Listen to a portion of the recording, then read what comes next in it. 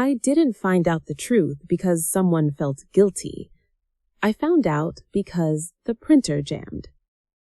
It was the morning of my wedding day, the kind of morning people write poems about. Sunlight slipping through thin curtains, makeup brushes laid out like tiny weapons, my phone buzzing nonstop with congratulations and heart emojis. I remember standing in my childhood bedroom, barefoot, still in my robe, thinking, this is it. This is the day my life finally begins. We had been engaged for 2 years. 2 years of planning, postponing, compromising, forgiving. 2 years of soon, after this, once things settle. I thought patience was love. Downstairs, the house was loud in that fake happy way. My mother giving instructions, my father pacing, checking his watch, my sister moving in and out of rooms, unusually quiet. I didn't notice the quiet then. I would later. I was supposed to print one last copy of the seating arrangement, just in case, because I was always the just-in-case kind of girl. The printer whined, coughed, then stopped. Of course, I muttered, crouching to open the tray. That's when I saw it. A folded document, thicker than a seating chart, official looking. I almost put it back. I don't know why I didn't. Maybe intuition, maybe God, maybe betrayal has a smell, and my body recognized it before my brain did. I unfolded the paper. At first, the words didn't register. They were just shapes, legal language, black ink. Then one line punched the air out of my chest. Marriage certificate. I laughed, a short, confused sound. This isn't funny, I said out loud, even though I was alone. I scanned for dates. Issued 2 days ago. My hands started shaking, but my mind was strangely calm, like it had stepped back and crossed its arms. I told myself the obvious lie. Wrong document, wrong person. Then I saw his name. My fiancé. Spelled exactly right, the way I had written it 1,000 times in notebooks, hearts, margins of grocery list. My knees hit the floor. I remember thinking very clearly, I should be screaming right now. But I didn't. I read it again, slower. 2 days ago, legally married. While I was getting my dress altered, while I was finalizing vows, while I was defending him to friends who said he seemed distant. I folded the paper and stood up. The mirror caught my reflection, a girl in a white robe, eyes wide, face drained. I walked downstairs holding that paper like it was fragile, like it might explode. They were everyone there. My mother looked up first. And that's when I knew. Because her face didn't say confusion. It didn't say shock. It said fear. "What's that?" she asked too quickly. I held it up. No one spoke. Not my father, not my sister, not the aunts pretending not to listen. The silence was loud enough to bruise. "He's married," I said. My voice sounded calm, detached, like I was reading the weather. My father cleared his throat. My mother walked toward me, hands raised, palms out. "Sweetheart," she said, using the voice she saved for bad news. "Let's sit down." That's when my calm cracked. "No," I said. "You don't get to sit me down. You explain." My sister stared at the floor. That detail will haunt me forever. 2 days ago, I continued, while I was sending out reminders, while I was telling people this was the happiest time of my life. My mother reached for my arm. I stepped back. "Who is she?" I asked. No answer. "Who is she?"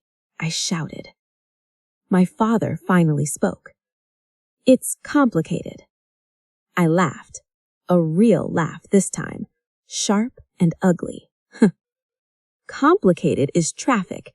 This is betrayal. My sister's breathing changed, shallow, fast. I turned toward her without knowing why, maybe because some part of me already knew. "Do you know?" I asked. She nodded, barely. My heart started pounding so hard I could hear it in my ears. "Say it," I said. She didn't. My mother did. "It was supposed to stay quiet," she whispered. The room tilted. "Who," I said slowly, "did he marry?" My sister finally looked up. Her eyes were red, not from crying, from guilt. I didn't plan it like this. The world didn't end in that moment. It narrowed. To her face, to those words. I didn't plan it like this. And that's when I understood something terrifyingly clear. This wasn't a mistake. It wasn't impulsive. It wasn't accidental. It was planned. By the people who were supposed to protect me. I folded the marriage certificate neatly, placed it on the table, and smiled. Not because I was okay, but because something inside me had just gone very, very quiet. And when that happens, it's never the end. It's the beginning. People think betrayal looks loud, screaming, slamming doors, tears soaking pillows. Mine didn't. Mine looked like a woman nodding politely while her life collapsed. After my sister spoke, no one rushed toward me. No one apologized the way they should have. They just stood there, frozen, as if waiting for instructions. That hurt more than the truth. My mother was the first to try damage control. "We didn't want to hurt you," she said. "It just happened." I looked at her.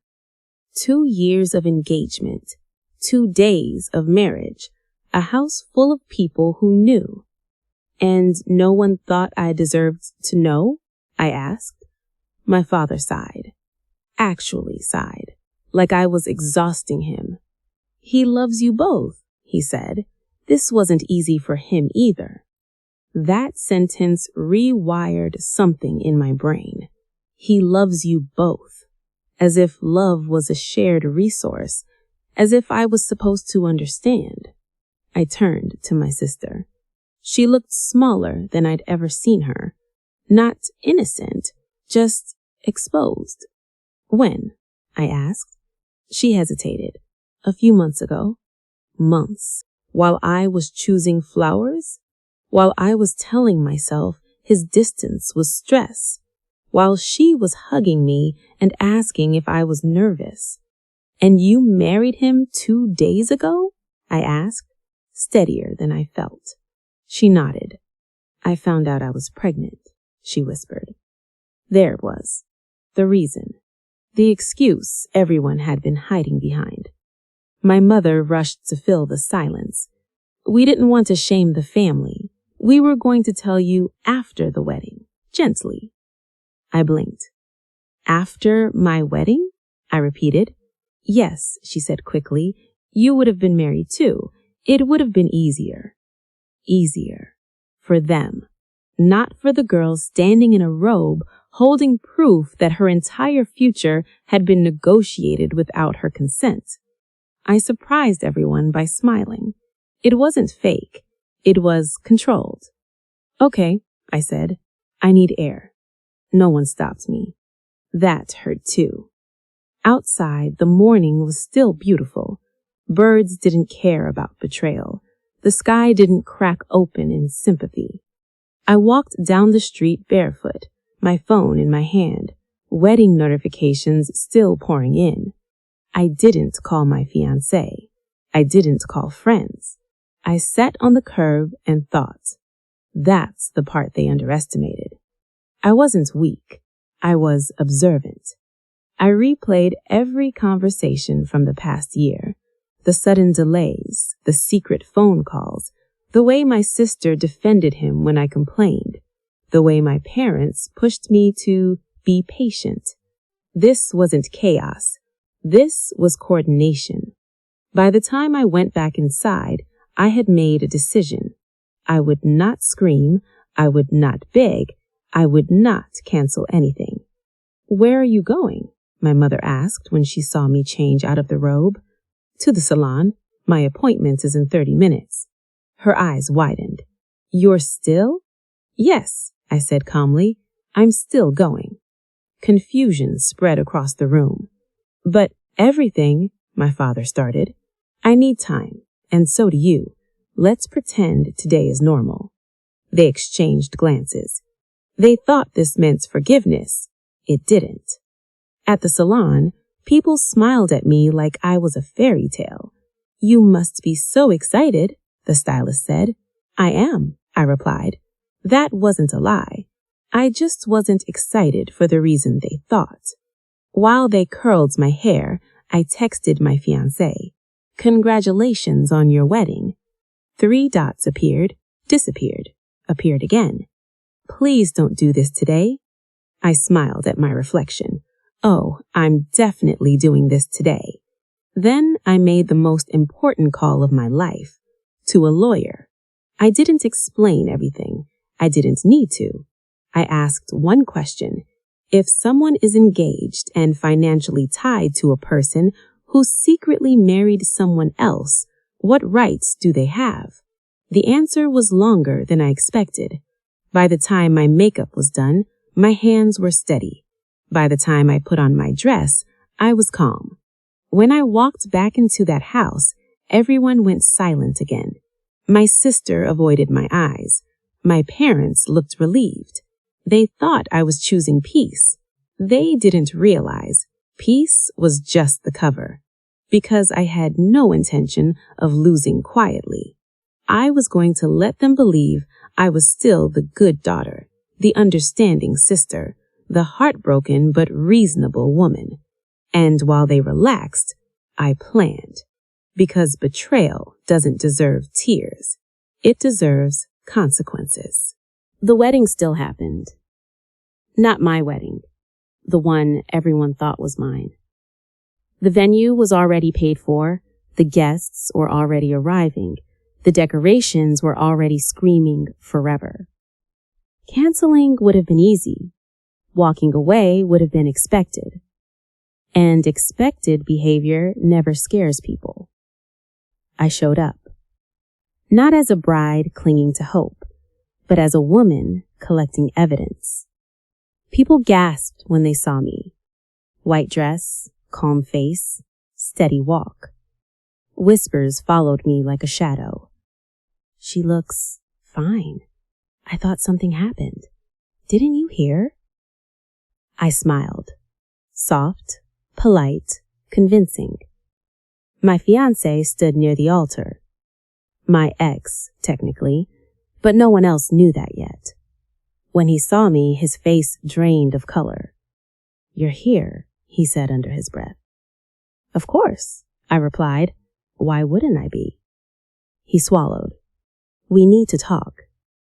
"We will," I said gently. "Later." My sister sat in the front row. Not beside him, not proudly, but close enough to see everything. Her hands were clasped tight over her stomach, her secret, their justification. The ceremony didn't start. Instead, I stepped forward. The room hushed. Everyone assumed this was nerves or romance. I took the microphone. "I want to thank everyone for coming," I said. My voice didn't shake. That shocked even me. This day was supposed to be about love, about trust, about family. My mother smiled, relieved. Then I continued. But this morning I learned something important. Her smile slid off her face. I learned that the man I was engaged to is already married. Gasps tore through the room. My fiancé lunged toward me. I stepped back. To be clear, I added, he married someone else 2 days ago. The room erupted. Questions, shouts, chaos. And before rumors start, I said, raising my hand, yes, my family knew. Silence slammed down hard. I turned toward my parents. This is private, they hissed. No, I replied, this is public, just like the wedding you were going to let me walk into. I faced the crowd again. I won't waste your time pretending today isn't something it isn't. So instead of a ceremony, I'm giving you the truth. I looked directly at my sister. And instead of a bride, you're getting the real wife. Her head snapped up. I didn't say her name. I didn't have to. The damage was already done. I handed the microphone to the wedding planner, turned around, and walked out. I didn't run. I didn't cry. Behind me, a fantasy collapsed. Outside, my phone buzzed non-stop. Friends, relatives, strangers. But I ignored them. Because the real work started after humiliation, not before it. The lawyer moved fast. Turns out when someone builds a life on lies, there are receipts everywhere. Joint savings, engagement gifts, contracts signed under false pretenses. He tried to claim confusion, love, pressure. The law didn't care. Neither did I. Within weeks, the truth spread wider than I expected. Not just that he cheated, but that he manipulated 2 sisters, that my parents enabled it. Their social circle changed overnight. Invitations stopped, phone calls dried up. People don't like families who sacrifice one child to protect another. My sister moved in with him. It didn't last. Reality never matches stolen dreams. Pregnancy stress, financial pressure. A man who lies easily doesn't suddenly become loyal. One night, she showed up at my door. Eyes hollow, hands shaking. I didn't think he'd do this to me too, she whispered. I leaned against the doorframe. You mean lie? Disappear? Gaslight? I asked. She nodded. I thought I was special, she fragilely confessed. That almost made me laugh. Almost. I'm sorry, she said, tears in her voice.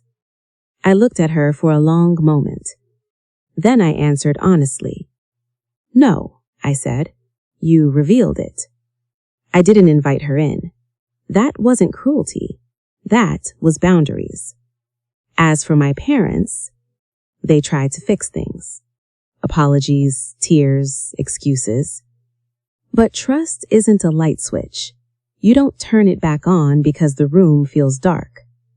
I moved out of my hometown. New city, new job, new apartment with windows that caught the sunset just right. I rebuilt. Quietly. Carefully. And one day, months later, I realized something strange. I wasn't angry anymore. I was free. Free from the version of myself that begged to be chosen. Free from love that required silence. Free from a family that called betrayal complicated. They thought they won because they kept their secret. They didn't realize. I kept myself. I didn't rebuild my life to prove anything. I rebuilt it because I finally understood something simple and dangerous. Love should never cost you your dignity. The new city didn't know my story. That was the point. No whispers in grocery store aisles, no relatives asking me to be understanding, no sister-shaped ghosts in every mirror. Just me, a small apartment, a job that paid me for my mind instead of my silence. At first, the quiet was uncomfortable. When you grow up explaining yourself, peace feels suspicious. But slowly, the quiet became safety. I started sleeping through the night, eating without guilt, laughing without checking who might be watching. I dated, carefully, not because I needed someone, but because I wanted to meet myself through new eyes. And then one night, completely unplanned, I met him. Not in a dramatic way, no sparks, no destiny speech. Just a coffee shop, a shared table, and a conversation that didn't make me feel small. He listened, not the way people pretend to listen while waiting to speak, but the way someone listens when they're not trying to control the ending. When I told him my story months later, he didn't interrupt. He didn't defend my family. He didn't minimize my pain. He said one sentence that settled something deep in my chest. They didn't deserve access to you. That was it. No fixing, no rewriting, just truth. We built slowly, intentionally. No secrets, no divided loyalties. The kind of love that feels boring to people who confuse chaos with passion. As for them, life handled it better than I ever could. My ex, he lost more than a relationship. Trust doesn't return once people see your affliction clearly. Jobs passed him by. Friends distanced themselves. Turns out, integrity matters when no one's in love with you anymore. My sister became a single mother. I heard she's strong now. I hope that's true. But strength built on betrayal always carries cracks. My parents tried to reconnect again years later. They said they missed me. I believed them.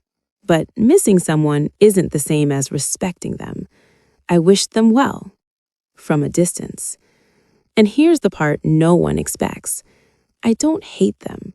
Hate would mean they still control space in my life. They don't. On the anniversary of what would have been my wedding, I did something symbolic. I donated my old dress, not because it hurt, but because it didn't anymore. That dress belonged to a girl who thought love meant endurance. I belong to a woman who knows love means safety. Sometimes people ask me if I regret not forgiving them fully. I don't. Forgiveness isn't access. Closure isn't reunion. Peace is choosing yourself even when it disappoints others. Years later, standing in my kitchen, sunlight spilling across the floor, my partner kissed my forehead and asked me if I was happy. I didn't hesitate. Yes, I said. And for the first time in my life, it wasn't fragile. It was solid, earned, mine. They took my wedding, but they accidentally gave me my life, and I'll always choose that ending. If you've ever felt betrayed by someone you loved or let down by family, remember, your life, your peace is yours to protect. Don't stay silent. Share your story, comment below, and make sure to follow for more real stories that show strength, survival, and getting your life back.